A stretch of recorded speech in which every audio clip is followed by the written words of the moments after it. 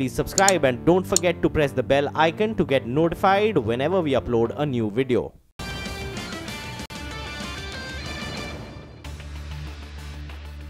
Hello and welcome. You're watching Business Lunch. I'm Nisha Podar and with me is Sonia Shenoy. Sonia, good afternoon. It's green on the screen. In fact, in the last few minutes of trade, there has been a bit of yo-yo movement. Markets have gone off the highs of the day, but have recouped from the lowest point of the day as well. So all looking green at this point. Of course, mid-cap is the star at this point in the markets, but market breadth had tapered a little in the last few minutes of trade today.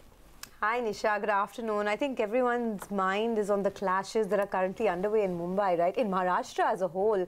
So violence continues on those caste tensions, and I must say that whoever is on the street, you must be safe and get to wherever you have to go, because as we speak as well, a lot of tension is erupting in various parts of Mumbai. So we'll keep getting you more details on that. That's the latest news flash, by the way. Trains have been stopped at Dadar due to protests. I understand that most roads have also been blocked, whether it's Linking Road, SV Road, the highway has been blocked as well. So stay safe, everyone. Very, very disappointing what's happening across our city. But Asian markets have been gaining following record closing highs overnight on Wall Street. The Nasdaq advanced 1.5% to end above 7,000 for the first time ever. Chinese markets gained over 0.5%, while Taiwan gains close to 1% as well. Japan is extending their New Year celebrations. They're still shut for holiday, as well as Europe. However, Europe is expected to open higher today as investors await sweeping reforms to the EU financial sector laws. On the currency front, the dollar slumps to a 3-month low. All right, back home, there's a lot of news to look at, and especially the stock in focus is Dr. Reddy's, and CNBC TV 18 has gained exclusive access to the establishment inspection report which has been issued to Dr. Reddy's Duvada facility. Now, my colleague Ekta Batsara, who's earlier broke the story, now joins in with more details on that. In fact, she's got her hands on the report and is here with the fine print. Remember, Dr. Reddy's is down over 2.5% because of this news development. Ekta. Well, yes, we have managed to access the EIR, or the Establishment Inspection Report, which was issued to the company's Duvada facility, the Unit 7 of the Duvada facility, which is basically an injectable unit. Remember that this is now less than 10% of sales, but it is important because there were important filings from this particular plant, and it has been under warning letter since 2015 by the US FDA. It was re-inspected in 2017 of March of 2017. And was issued 13 observations. Now, after that, the EIR was issued by the US FDA in the past 2 to 3 odd months, and the company had come out with a clarification on the exchanges that yes, we have received an EIR for Duvada, but it does not mean that the inspection is closed. So that is one important takeaway from this, that all EIRs issued does not mean that it is a closure of an inspection. It just means that there is also a synopsis which is provided about what exactly took place in the inspection. So for this particular EIR, it's around 64 odd pages, and what really stood out to me is that a couple of things. I want to highlight the fact that it continues to be an OAI status, or an official action indicated status, which was issued in 2015, and it continues into 2017 and 2018 as well. So that means that there would be a re-inspection which would be needed for this plant, but that is pretty much known. Separately, the US FDA has gone on to say that in the 2017 inspection, there were numerous items which were not corrected from 2015, and there were repeated instances of employees providing false or misleading statements discussed with the management. These employee issues, which are highlighted quite significantly in the EIR, seems to be something which is a key highlight according to all of the experts that I've spoken to as well, where that might in fact, or the remediation needed on that aspect could be something which would be critical for the management in order to basically clear the plant once a re-inspection takes place. It also highlights the kind of cultural issues they have at the plant. The management did say that they are currently in the process of solving the employee issues that they have faced at the Duvada plant. All right, thanks a lot for that. So employee issues, and that's what's been spooking the stock, right? The stock is down about 3% odd.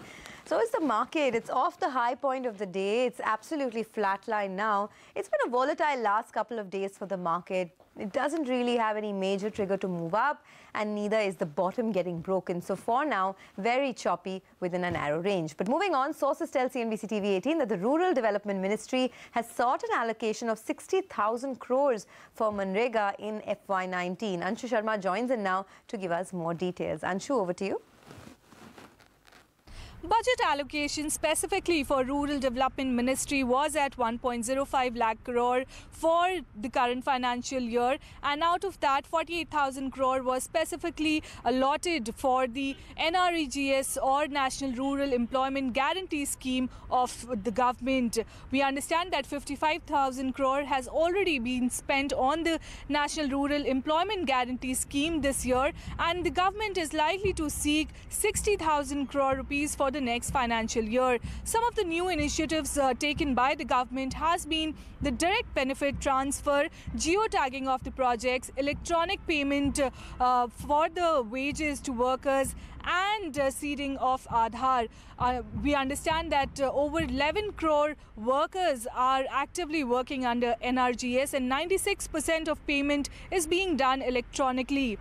We also understand that since this is the year for election in 2018 as well as 2019, both for states, we expect that a lion's share will be given to such a social scheme under the centrally sponsored scheme by the government. We'll have to wait and watch out on February 1st. Back to you. All right, thanks Anshu for getting us all those details. Of course, budget wish list is long from all the quarters, and we've been getting you that from every quarter possible. And this one is coming in from a big corporate house. Here's what Group CFO at L&T, R. Shankar Raman, expects from the Finance Minister on 1st of Feb when he tables the Union budget in the Parliament. I wish the Finance Minister walks the talk in terms of reducing the corporate tax to 25% to every assessee. If not for the tax rate coming down to 25%, I would expect them at least to look at MAT, because today the rate of MAT is so very close to the rate of effective tax that most of us pay that it ceases to be the benefit that it once was thought to be. And secondly, I think if infrastructure is the way to go forward, I think some of the benefits that are there for investments in infrastructure sector needs to be restored. For example, contractors who build the infrastructure assets are not given the benefit of 80IA, which a developer gets today under the tax regime. Now, these are important tweaks that the Finance Minister can make.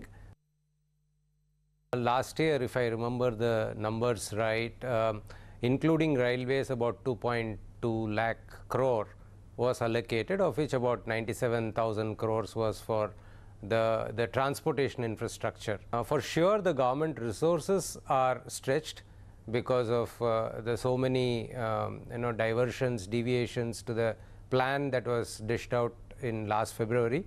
But the fact is, if they are able to meet their commitments of 1 lakh crore incrementally, I think we would take a big step forward.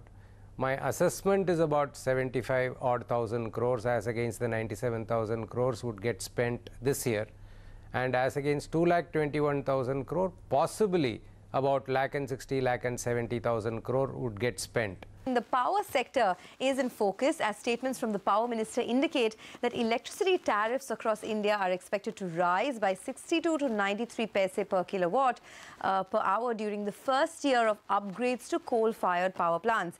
CNBC TV 18 in fact spoke to Ajay Kumar Bhalla, the Power Secretary, early this morning, and Anisha Jain of CNBC TV 18 rounds up the conversation for us. Anisha, we know the big plans that the Power Ministry has, but we also know that there is no money to actually fund this, right? So tell us, what did you make of the conversation that we had with the Power Secretary? Well, yes, Sonia, as you mentioned, the key takeaway was regarding the cost aspect of it. Now, the Power Secretary did say that it might cost anywhere between 80 lakh to 1.2 crore per megawatt to upgrade all these power plants. But actually, this will be, compensated to the companies in terms of a tariff hike. He did say that the actual impact of tariff hikes will be known only after the bidding starts. But they are anticipating a hike of anywhere between 60 to 90 paise.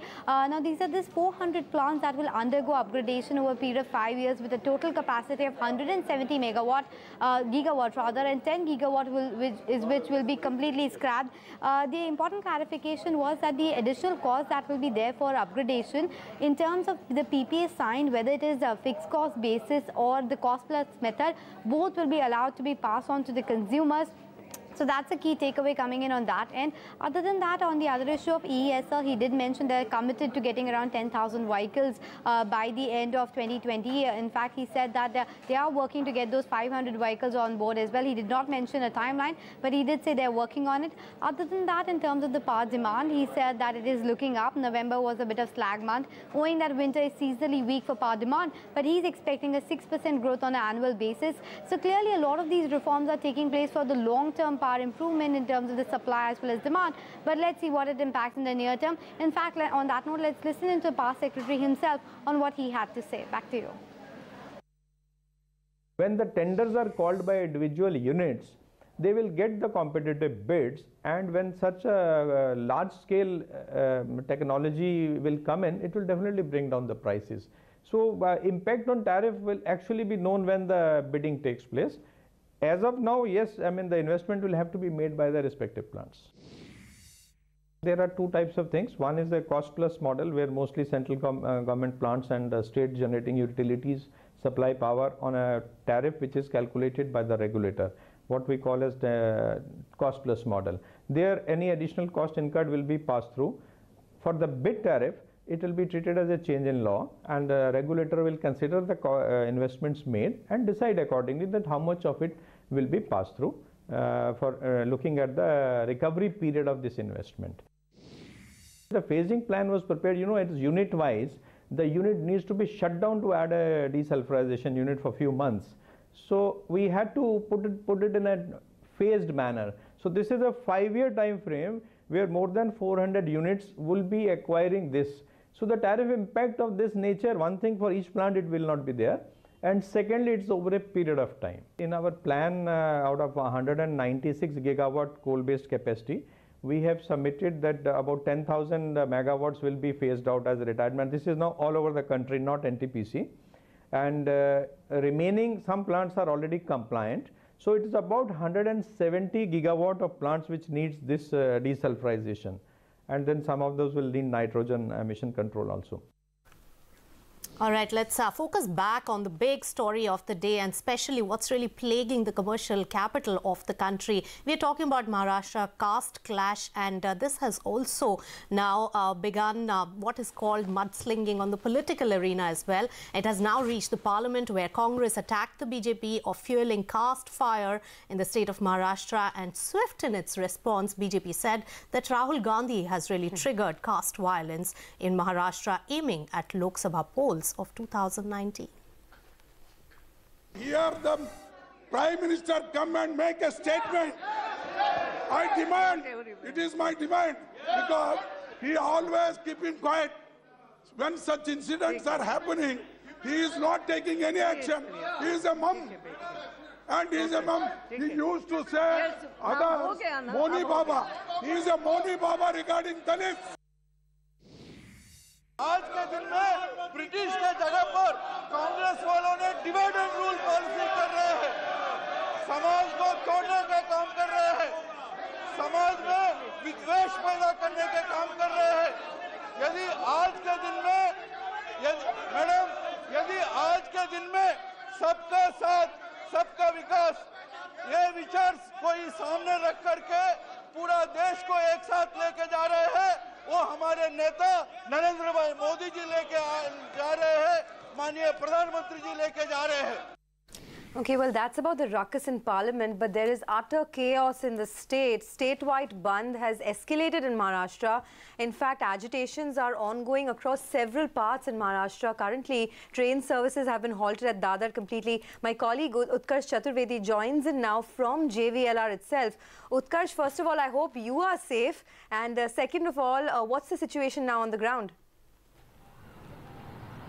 So I am at this point of time at Eastern Express Highway, and if you can see, there's a complete jam at this point of time. So if I can ask my cameraman to really show you where the jam ends. The jam is where it ends at the Eastern Express Highway, and both the sides of the jam, both the sides of the road, it is completely blocked because there are protesters. And in fact, on all sides of the road, you will find at least in every 3 to 4 kilometers in every part of the city at this point of time, there are protesters who are halting traffic. Now, there are police personnel at this point of time present at all these locations, but they are also not advising the people to really go and move freely. They are asking people to stay where they are because the police personnel are in much lesser a number than the protesters are at this point of time. In fact, if you speak about the complete Eastern Express Highway, all of these areas, whether it be Ghatkopar, whether it be Vikhroli, and all the access from the Eastern Express Highway to the Western Express Highway has also been blocked. So the JVLR is blocked, and then the other way at this point of time is blocked. What we are also picking up is that the Western Express Highway, there are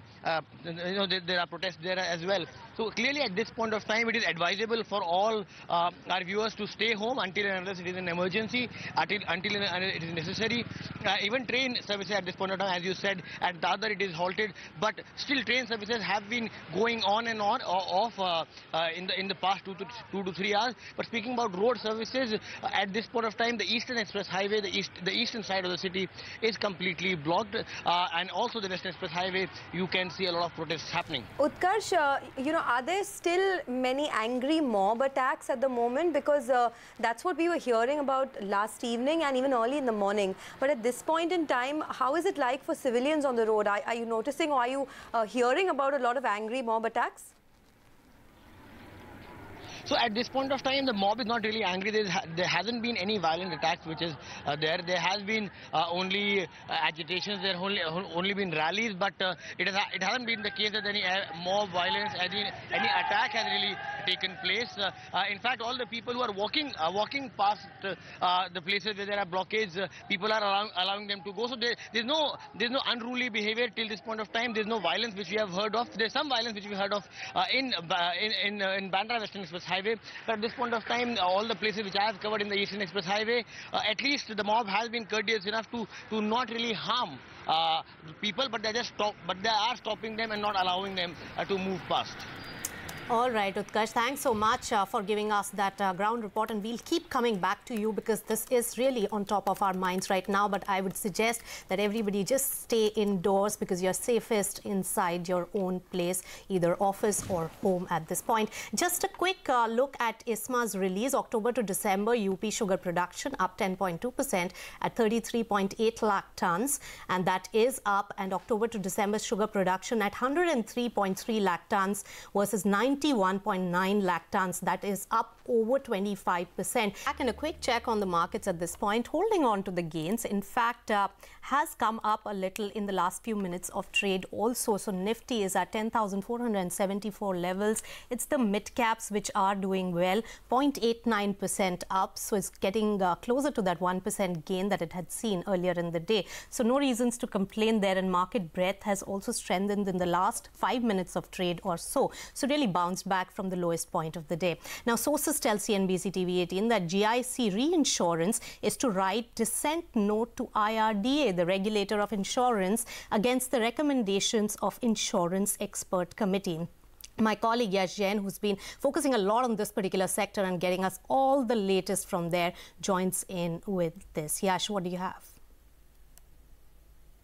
Well, the Reinsurance Expert Committee's recommendations suggesting tweaks in the current reinsurance regulations did not find GICRE's consent when they were discussed for the first time. And now when these recommendations have been submitted with the insurance regulator IRDA in the form of a report, GICRE plans to write a dissent note to the insurance regulator IRDA expressing its reservations as far as these recommendations are concerned and the changes which they will bring to the current reinsurance regulations. Now, what are these changes? What are these tweaks which have been recommended by the committee? Essentially, the Reinsurance Expert Committee has suggested removing the order of preference clause in about 8 to 9 reinsurance business segments, which together contribute about 10% to GICRE's total premium collection. The order of preference essentially gives GICRE an edge over other reinsurance companies in taking a call on whether it wants to accept or refuse a particular insurance policy for reinsurance. GICRE feels that that if